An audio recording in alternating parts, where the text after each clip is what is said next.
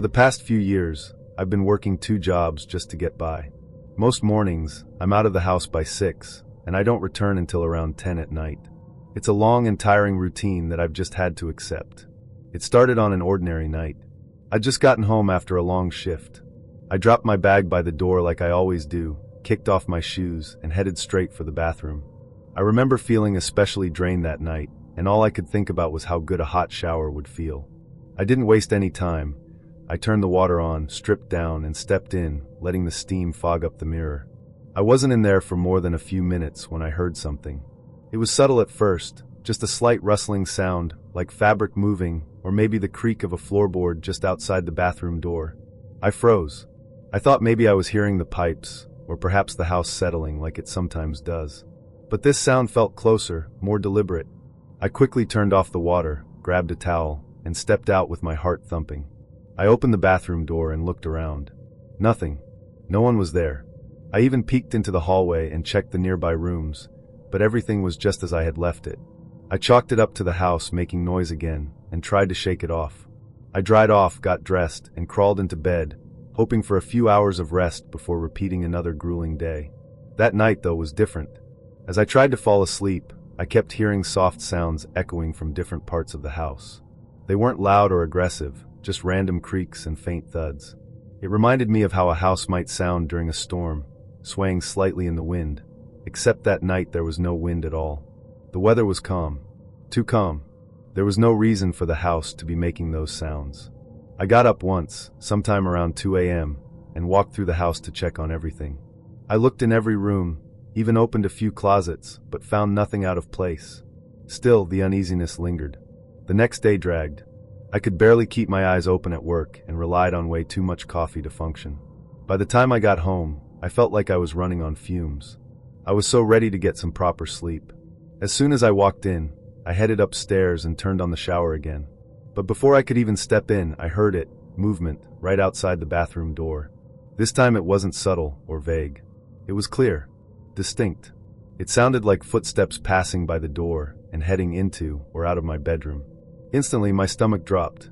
I stood there, frozen, water still running behind me. I couldn't ignore it this time. It was too real. I wrapped a towel around myself and slowly opened the door to look. Just like the night before, no one was there. But something felt off. The air felt heavier, like the house was holding its breath. I forced myself to do another walkthrough, checking every room, opening every door, even looking under the bed. Still nothing. I tried to convince myself maybe it was a mouse or something inside the walls, but deep down, I didn't believe that. I showered, got dressed, and tried to sleep, but I couldn't shake the feeling. Sometime after midnight, I drifted off. But not for long. I woke up suddenly. I couldn't tell what had stirred me, but I knew immediately something wasn't right. The room was pitch black, the kind of darkness where you can't tell the difference between your eyes being open or closed. The silence was deafening. I glanced toward the door, and my breath caught in my throat.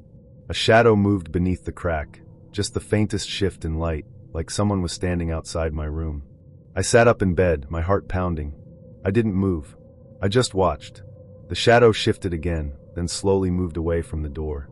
I heard the unmistakable sound of footsteps making their way down the hall.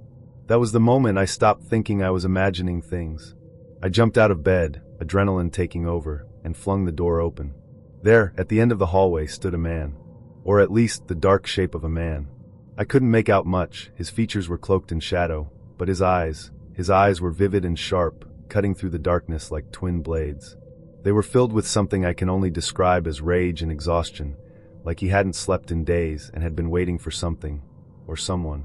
I slammed the door shut with all the force I had and locked it. His footsteps continued down the stairs, slow and heavy. I stood by the door, listening, counting each step. Then silence. About 30 seconds passed before I heard the front door open and close. That's when I called the police. They came quickly, but there wasn't much they could find. A few signs here and there, some disturbed dust in the attic, footprints near the back door, and a drawer in the hallway slightly ajar. They told me it seemed like the man had been living inside the house for at least a few days. I still don't know where he was hiding, maybe in the crawl space, the attic, or even the closet in my own room. The thought makes my skin crawl. I often think back to those nights when I'd hear something outside the bathroom door. Was he sleeping in my bed? Did he hide the moment he heard me come in? Why didn't he leave after I saw him? What was he doing downstairs for those 30 silent seconds before he finally walked out? I never got answers. And as far as I know, the man was never identified. I moved away shortly after that. I still live with the fear that he might come back, but more than that, I live with the fear that he was never really gone. Last year, after finally saving enough and feeling burnt out by the chaos of city life, I moved into a new house out in the countryside. It was a quiet area, pretty remote, with a few neighbors scattered down the road, but mostly surrounded by trees and long, empty stretches of land. My new job allowed me to work from home, so there was no longer any need to deal with traffic, noise, or sky-high rent. For the first couple of months, I loved everything about it. I got into a routine. I'd make coffee in the mornings, open the windows, and work from the sunlit room that overlooked the woods. I rarely saw anyone unless I went into town for groceries, and honestly, that suited me just fine. So when I got a knock on the door one weekday afternoon, it genuinely caught me off guard. It was the first time anyone had shown up at my doorstep since I moved in. I walked over and opened the door to find a tall, middle-aged man standing there. He looked ordinary enough, jeans, flannel shirt, some kind of trucker hat, but something about him put me on edge immediately. I smiled, trying to be polite, assuming he must be a neighbor coming to introduce himself or maybe ask for help with something. But instead of speaking, he leaned to the side and peered past me into the house, like he was trying to see who else was inside. His eyes scanned the living room behind me, and I instinctively shifted my body to block his view. I tightened my grip on the doorknob and asked, "Can I help you?" Trying to keep my tone casual, but inside I was already uneasy. Without saying a word, the man turned and walked away. Just like that. He didn't explain himself, didn't apologize, nothing. I stood there and watched as he walked down the driveway, casually, like he hadn't just acted incredibly suspicious, and got into a car parked on the roadside. Then he drove off. That was the strangest part of the encounter. How normal he tried to appear while doing something so blatantly weird. I kept thinking about it as the day went on. Why didn't he say anything? What was he looking for? I debated calling the police just to let them know, but I talked myself out of it. I figured I'd sound paranoid. After all, the guy didn't do anything. He just looked inside and left, right? That night, I made sure to keep all the doors locked and the blinds drawn. I stayed in and made dinner, still thinking about the man. Something about the way he looked into the house had been too specific, too intentional. He wasn't just curious. It felt like he was checking for something. Around 9 p.m., I was sitting on the couch, watching TV and trying to settle my nerves when I heard something. A voice. Muffled low, but definitely there, coming from somewhere in the backyard. I muted the TV immediately and listened harder. Another voice responded. There were at least 2 people outside, talking quietly, moving around. I rushed to the back window and pulled the blinds open just enough to peek through. In the dim light, I could make out 2 figures walking across my backyard, moving between the trees. One of them carried something long, a shovel, maybe, or a crowbar. The other was harder to see, staying further back. They walked with purpose, not just aimlessly wandering.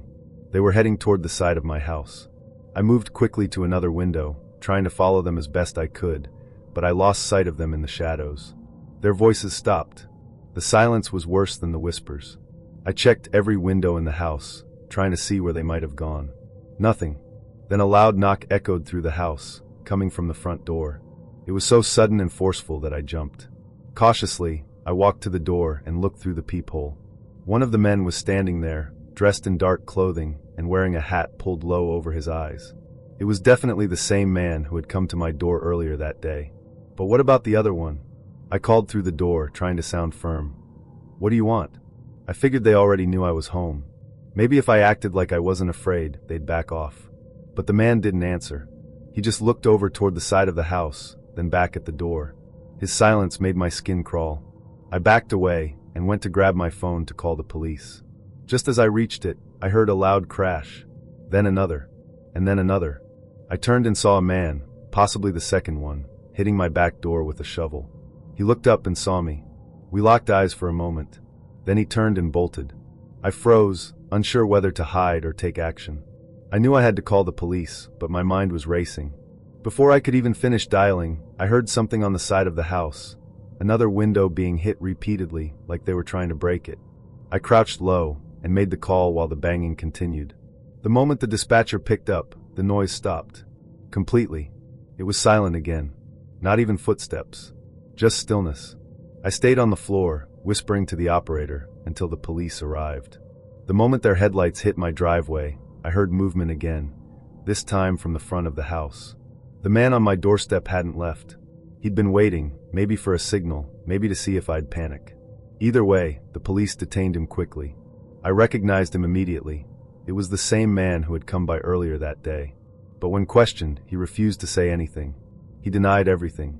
Even with the obvious damage to my doors and windows, he claimed he didn't know what I was talking about. He said he was just going for a walk. He never gave up the name of the second man, no matter how many times they asked. When I was growing up, I lived with my mom in a small house during my middle school and high school years. She took up an overnight job, so most nights of the week I was alone between 8 p.m. and 4 a.m. This happened a few months before I graduated high school. On a regular night at 7:30, I said goodbye to my mom like usual. Then I played some video games for a few hours. It was a school night, so I couldn't stay up super late, but I still stayed up later than I should have. Around 11:30, I shut everything off and went up to my room to get in bed, but I was on my phone for probably another hour before falling asleep. It was just another regular evening, one that blended in with so many others I had spent alone. Our house was modest, 2 stories, a narrow hallway upstairs, and creaky wooden floors that always seemed to announce your steps before you even knew you were moving. I had grown used to the solitude during those hours when my mom was working. At first, it was hard, being alone in a quiet house at night, but over time, I got used to it. I told myself the silence was comforting, peaceful even. By the time I hit my senior year, I didn't even notice the loneliness anymore. That night, everything felt normal. I remember my mom standing in the hallway, slipping on her coat and gathering her things for her shift. I was still sitting on the couch, controller in hand, trying to get through one last mission in the game I was playing. She reminded me to lock the front door and double-check the back, like always. I nodded, distracted, told her I would, and said goodnight. The door closed behind her, and the house slipped into its usual quiet. After finishing my game, I wandered into the kitchen, grabbed a snack, and sat back down in the living room for a bit.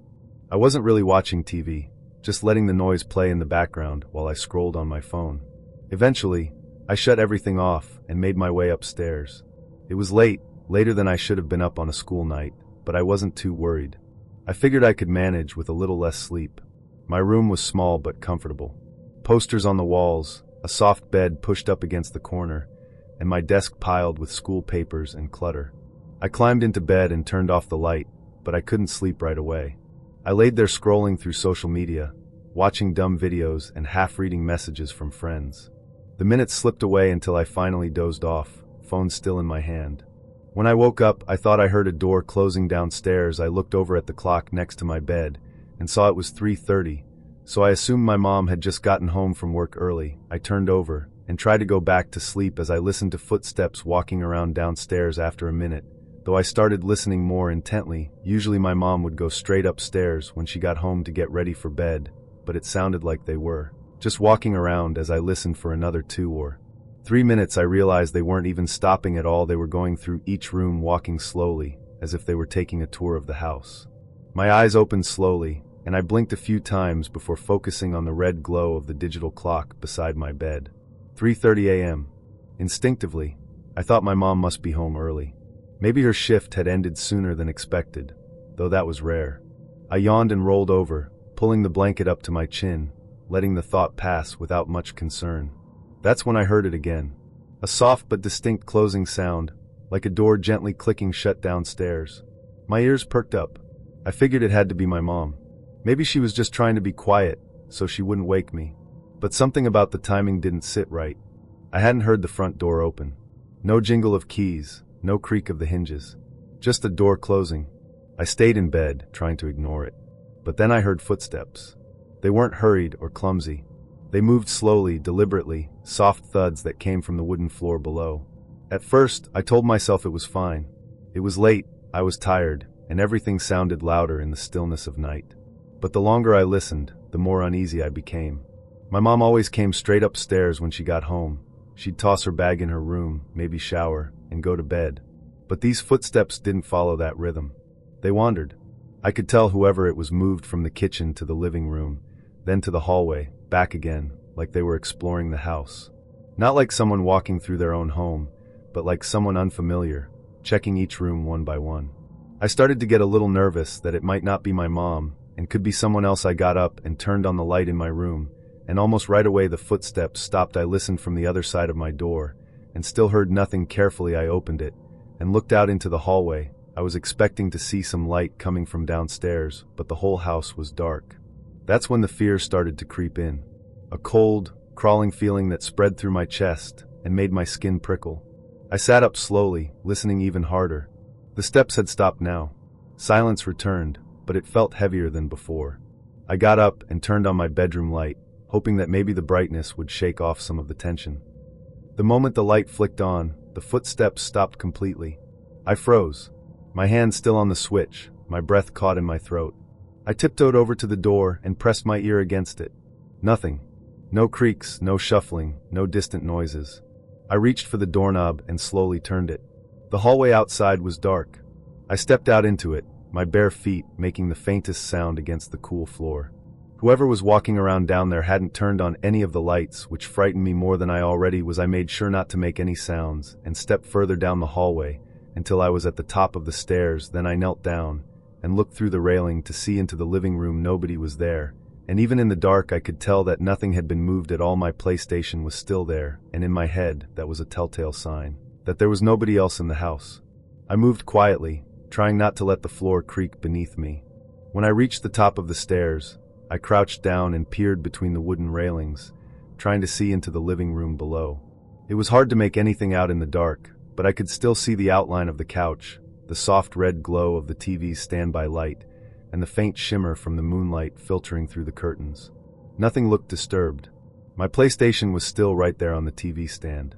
That gave me a weird sense of comfort. I figured if someone had broken in, they would have gone straight for the electronics, or at least left some mess. But everything looked untouched. At that point I just wanted to know if it was my mom who was walking around, or if I was having some weird auditory hallucinations. I walked down the steps to the bottom and called out, "Mom, you home?" There was no response or signs of movement in the whole house, so I walked through the hallway into the kitchen. Right away I saw a shoe print on the tile floors, and when I looked up my eyes locked on a figure across the room. I told myself maybe I was just being paranoid. Maybe I had dreamed the noise and was now overreacting. I needed to confirm, to put the thought to rest, so I made my way down the stairs slowly, each step creaking under my weight. When I reached the bottom, I called out softly, "Mom, you home?" Silence. Not even the hum of the refrigerator or the distant rustle of wind outside. I turned toward the hallway and stepped into the kitchen. That's when I saw it, something that made my stomach drop so fast I nearly lost my balance. A shoe print. It was faint, but clearly there on the tile floor. Not one of mine, and definitely not my mom's. The tread was unfamiliar, and the mud around the edges was still moist, like it had just been made. I looked up, and that's when I saw him. A man was sitting at the dining table with the dark mask on. His clothing was all black, which made it difficult to fully make out any features of him. He was looking at me, but he didn't say anything or even move. He stared at me with an emotionless look. He was sitting there, perfectly still, on one of the dining chairs at the far end of the table. His body was relaxed, almost casual, but something about the way he sat filled the room with dread. He wore a black hoodie, the hood up, and a cloth mask over the bottom half of his face. Everything about him blended into the dark. I could barely see his hands resting on the table, motionless. He stared at me. No words, no expression. Just this blank, unblinking gaze that made my chest tighten. There was no anger, no aggression, just a cold, unreadable presence. He didn't flinch when I gasped. Didn't react when I instinctively took a step back. He just sat there, watching. I ran straight back upstairs and locked myself in my room. As I called 911, the operator kept me updated on the police's estimated arrival, but after a minute I heard the man slowly walk across the downstairs and over to the bottom of the staircase. I was whispering to the operator in a panic until I heard the front door open and the man walking away from the house. I turned and bolted, my bare feet slipping slightly on the floor as I raced back up the stairs. I slammed my bedroom door shut, twisted the lock, and dropped to the floor, scrambling for my phone. My hands were shaking so badly I could barely hit the numbers, but I managed to dial 911. The operator picked up quickly. I whispered everything. "There's a man in my house. I don't know who he is. He's just sitting at my table and staring at me." She told me to stay calm, help was on the way. Then I heard it. Footsteps. Slow, deliberate ones moving across the downstairs floor, coming to the bottom of the staircase. They stopped there. I didn't dare approach my door. I crouched behind my bed, whispering to the dispatcher, trying not to cry.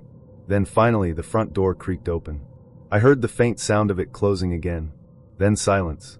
Not even 30 seconds later, I saw headlights shining through the window my mom pulled into the driveway, and I ran outside to meet her and tell her what was going on. When police got there, they did a thorough search and found nothing incriminating that would help us find the man.